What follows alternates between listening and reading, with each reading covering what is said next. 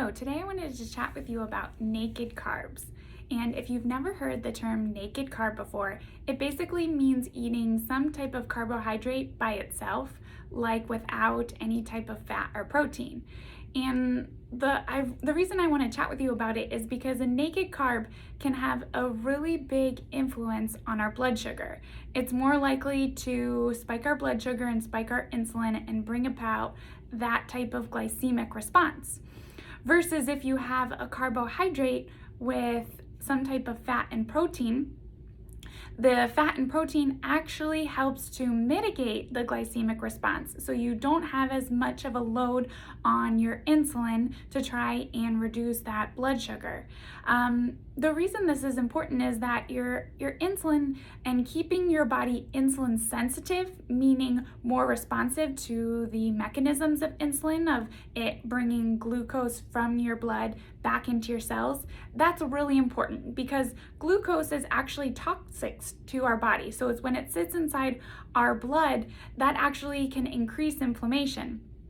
And we want to be able to produce enough insulin to drive that glucose from our blood into our cells so that we're not getting caught into an inflammatory or sympathetic state. So the more sensitive your body is to the mechanism of insulin, the better, because if we have these naked carbs and we keep shooting up our glycemic load and getting a big influx of glucose into our blood, over time, insulin is not going to be as effective and it's not going to do as good of a job of getting glucose out of our blood.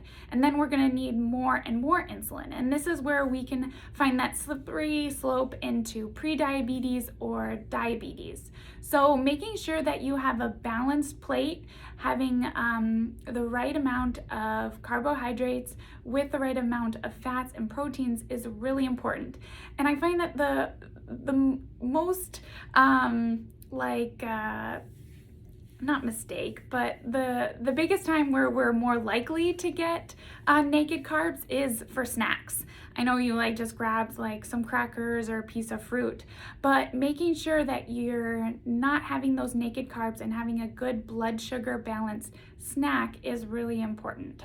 So that could look like an apple with a handful of almonds. So when you're putting things on your plate, just consider that balance of macros, making sure you're not having naked carbs and you're balancing out those carbs with good fat and protein. Hopefully this makes sense and it can help you design a more balanced plate in the future.